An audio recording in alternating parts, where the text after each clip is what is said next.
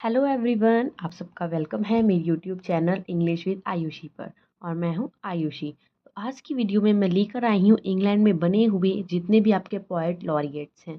Poet laureates क्या होते हैं और ये ऑफिशियल होते हैं और अनऑफिशियल भी होते हैं। आज की वीडियो में हम ये सारी बात करने वाले हैं, तो वीडियो को लास्ट तक देखिएगा। और वीडियो के लास्ट में इन पोएट लॉरिएट में जो आपके 4th नंबर के पोएट लॉरेट हैं उनके बारे में एक इम्पॉर्टेंट नोट है। और वो इम्पॉर्टेंट नोट आपके एग्ज़ाम में यूपीटीजीटी यूपीपीजीटी आप में सबको बहुत ज़्यादा हेल्प करने वाला है। तो कोई भी एग्ज़ाम हो, यूपीटीजीटी यूपीपीजीटी एनवीएस, इन सब में आपको ये वीडियो बहुत हेल्पफुल रहेगी। तो इस वीडियो में लास्ट तक बने रहिए और चलिए आज एक ही वीडियो में अपने पोएट लॉरिएट्स का कॉन्सेप्ट कंप्लीट कीजिए और अपने एग्ज़ाम की तरफ एक और कदम बढ़ाइए। तो चलिए स्टार्ट करते हैं। सबसे पहले समझिए पोएट लॉरिएट्स क्या होते हैं। पोएट लॉरिएट्स आपके क्या होते हैं, आपको सबसे पहले ये पता होना चाहिए।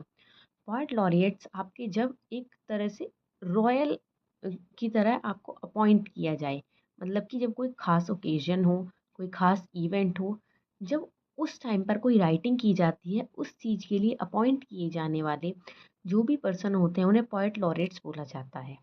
तो ये था आपका पोएट लॉरेट्स का कॉन्सेप्ट। अब हम सीखते हैं कि ऑफिशियल अनऑफिशियल ये किस तरह के कितने आपके पोएट लॉरेट्स थे। तो देखिए, अनऑफिशियल की हम बात करें तो हमारे अभी तक के सिर्फ दो ही अनऑफिशियल पोएट लॉरेट्स हमारे पास निकल कर आए हैं, यानी कि दो ही अनऑफिशियल लॉरेटशिप दो लोगों के पास गई है। फर्स्ट थे आपके बेन जॉनसन। आप इनसे बहुत अच्छे से वाकिफ़ होंगे अगर आपने लिटरेचर को अच्छे से पढ़ा है। आप अपने पेपर की तरफ अच्छे से बढ़ रहे हैं, एक एक पॉइंट को क्लियर करते जा रहे हैं। तो बेन जॉनसन आपको पता होंगे। बेन जॉनसन आपके अनऑफिशियली लॉरेटशिप में आए थे, यानी कि 1616 में इन्हें अनऑफिशियल लॉरेट बनाया गया था 1616 में। अच्छा, आप मुझे कमेंट बॉक्स में बताइए कि बेन जॉनसन आपके किस एरा से बिलोंग करते हैं, किस एज से बिलोंग करते हैं। जैसे आपको पता है कितनी तरह की कितनी सारी हमारी एज थी। एलिजाबेथन एज थी, जेकोबियन एज थी, कैरोलिन एज थी, न्यू क्लासिकल एज थी, बहुत सारी एजेस थी हमारी। तो आप मुझे कमेंट बॉक्स में बताइए कि बेन जॉनसन आपकी किस एज से बिलोंग करते हैं। नेक्स्ट देखिए, सेकंड नंबर पर हम बात करते हैं sir William Davenant. Sir William Davenant, ये हमारे इनके पास भी क्या आई थी, अनऑफिशियल लॉरेटशिप आई थी। और कब आई थी, 1638 में। कब आई थी, 1638 में। और अब इस वीडियो में मैंने आपके सारे इंपॉर्टेंट लॉरिएट्स को लिया है जो आपके एग्ज़ाम में बार बार पूछे जाते हैं, पता होना चाहिए आपको, ठीक है। तो फर्स्ट थे हमारे बेन जॉनसन, यानी कि 1616 में आने वाले। और सेकंड थे सर विलियम डी एवेनेंथ, हमारे 1638 में आने वाले। ये दो थे आपके अनऑफिशियल। अभी तक सिर्फ इन दो जनों को अनऑफिशियल लॉरेटशिप मिली है। अब हम बात करेंगे अपने ऑफिशियल लॉरेट्स की। ऑफिशियल लॉरेट्स हमारे काफ़ी सारे हैं और सारे इम्पॉर्टेंट हैं, आपको पता होने चाहिए। क्योंकि अगर आप अपने एग्ज़ाम को बिल्कुल सीरियसली लेकर चल रहे हैं तो आपको ये सब अच्छे से याद करने होंगे। अब ऑफिशियल लॉरेट्स देखिए। ऑफिशियल लॉरेट्स सबसे फर्स्ट आपके बने थे जॉन ड्राइडन। जॉन ड्राइडन कब बने, 1668 में। अच्छा, आप मुझे जॉन ड्राइडन की भी एज मतलब कि लिख के बताइए, ये किस एज से बिलोंग करते थे, किस एरा से बिलोंग करते थे।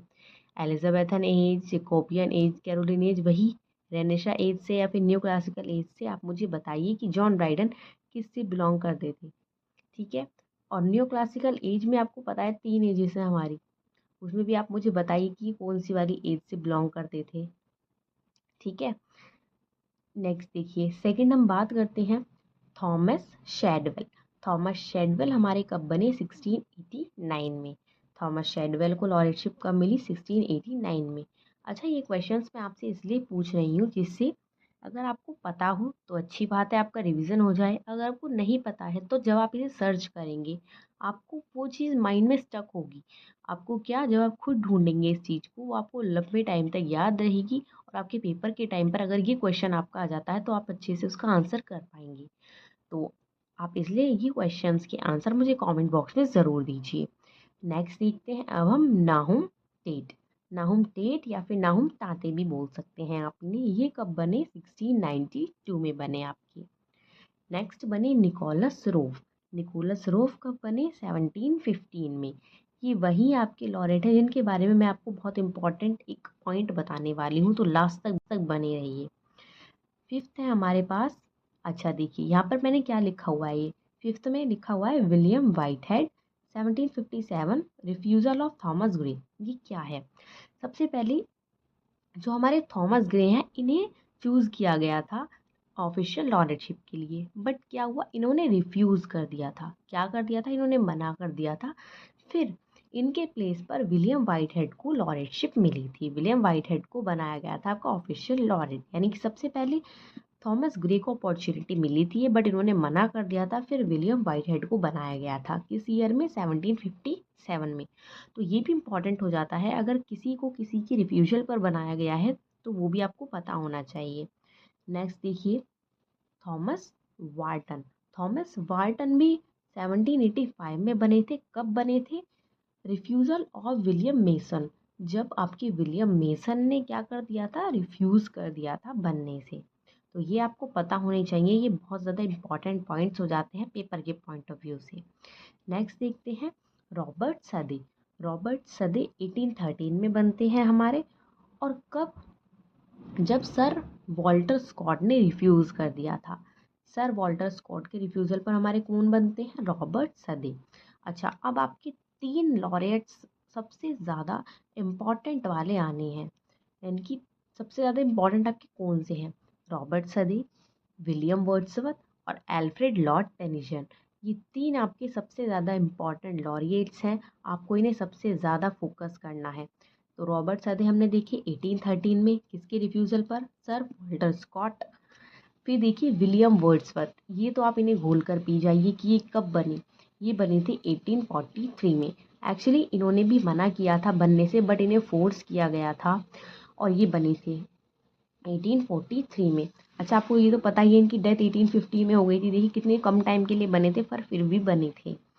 नेक्स्ट देखिए Alfred Lord Tennyson. Alfred Lord Tennyson आपके 1850 में बनते हैं। कब बनते हैं एल्फ्रेड लॉर्ड टेनिसन? 1850 में। अच्छा, आप मुझे विलियम वर्ड्सवर्थ की भी एरा बताइए, किस एज से बिलोंग करते थे, क्योंकि इनकी एज सबसे ज़्यादा इंपॉर्टेंट है, आपके पेपर में कभी पूछ ली जाती है। तो आप विलियम वर्ड्सवर्थ की बताइए, और आप जानते होंगे सबसे ईजी भी आपको बताने के लिए यही होंगी। नेक्स्ट देखिए अल्फ्रेड लॉर्ड टेनिसन देख लिया हमने। नेक्स्ट बात करते हैं अल्फ्रेड ऑस्टिन की। अल्फ्रेड ऑस्टिन आपके बने थे 1896 में। ये किसके रिफ्यूज़ल पर बने थे आपके अल्फ्रेड ऑस्टिन? अल्फ्रेड ऑस्टिन बने थे आपके विलियम मॉरिस के रिफ्यूज़ल पर, यानी कि विलियम मॉरिस को रिफ्यूज़ कर दिया गया था, तब अल्फ्रेड ऑस्टिन को चूज़ किया गया था। नेक्स्ट देखिए रॉबर्ट ब्रिज। रॉबर्ट ब्रिज बने थे आपके 1913 में। रॉबर्ट ब्रिजेस कब बने थे? 1913 में। उसके बाद John Masefield. John Masefield O M लगाते हैं अपने नाम के पीछे, John Masefield O M. O M क्यों लगाते हैं? क्योंकि इन्हें ऑर्डर ऑफ मेरिट दिया गया था। ऑर्डर ऑफ मेरिट एक अवार्ड होता है, और ये जिसे मिल जाता है वो अपने नाम के साथ ओ एम को शुमार कर लेता है, वो उसे जोड़ लेता है। तो कब बने थे ये? 1930 में। नेक्स्ट देखिए टेड ह्यूग्स। टेड ह्यूग्स बने थे आपके 1984 में, और किसके रिफ्यूज़ल पर बने थे? Philip Larkin. किसके रिफ्यूज़ल पर बने थे आपके? फिलिप लार्किन के रिफ्यूज़ल पर। नेक्स्ट चलते हैं। नेक्स्ट हैं आपके professor Andrew Motion. Professor Andrew Motion आपके बने थे 1999 में। After that Carol and Duffy. Carol and Duffy बने थे आपके 2009 में। और सबसे लास्ट जो अभी तक बने हैं सिमोन आर्मिटेज। सिमोन आर्मिटेज आपके बने हैं, या फिर सिमोन या साइमन बोलिए, आप कुछ भी बोलिए, साइमन आर्मिटेज 2019 में। तो आपको फर्स्ट और लास्ट तो पता होनी ही चाहिए, क्योंकि सबसे ज़्यादा इम्पॉर्टेंट हो जाते हैं, तो एटलीस्ट आपको इतना तो याद रखना पड़ेगा। अब हम बात करते हैं अपने उस इम्पॉर्टेंट पॉइंट की जो मैं आपको बता रही थी। हमने देखा था निकोलस रो आपके एक लॉरेट रहे थे, वो भी ऑफिशियल लॉरेट रहे थे। तो निकोलस रो के बारे में और इम्पॉर्टेंट बातें क्या है? Nicholas Rowe is considered as the first biographer of Shakespeare and first editor of Shakespeare's work. तो देखिए निकोलस रोव आपके शेक्सपियर से जुड़े हुए हैं, किस तरह से? क्योंकि इन्हें कैसे कंसिडर किया जाता है? First biographer. इन्हें क्या कंसिडर किया जाता है? First biographer of Shakespeare and first editor of Shakespeare's work, यानी कि शेक्सपियर के जितने वर्क हैं उनके फर्स्ट एडिटर को भी कौन माना जाता है, निकोलस रोग को माना जाता है। तो ये था आपका वो गोल्डन पॉइंट जिसे आपको नहीं भूलना है। आपके किसी भी एग्जाम में आपसे टकराए ये क्वेश्चन तो आप उसका आंसर इजीली कर पाए। आई होप आपको आज की वीडियो पसंद आई होगी, और जो जो क्वेश्चंस मैंने आपसे पूछे हैं प्लीज़ उन्हें कमेंट बॉक्स में ज़रूर लिखिए। और नेक्स्ट वीडियो में मैं आपके लिए शेक्सपियर से रिलेटेड, शेक्सपियर के एक टॉपिक से रिलेटेड बहुत इंपॉर्टेंट वीडियो लेकर आने वाली हूँ, तो उस वीडियो को मिस मत कीजिएगा।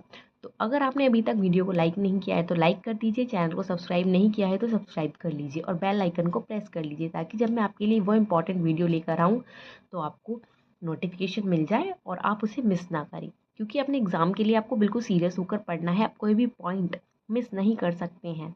तो आज की वीडियो में बस इतना ही। आई होप आपको सारे पोएट लॉरिएट्स क्लियर हुए होंगे। आप चाहें तो इनका स्क्रीनशॉट भी लेकर रख सकते हैं, जैसे जैसे मैं आपको पढ़ा रही थी आप इनका स्क्रीनशॉट भी ले लीजिए। ओके, तो आज की वीडियो में बस इतना ही। Thank you.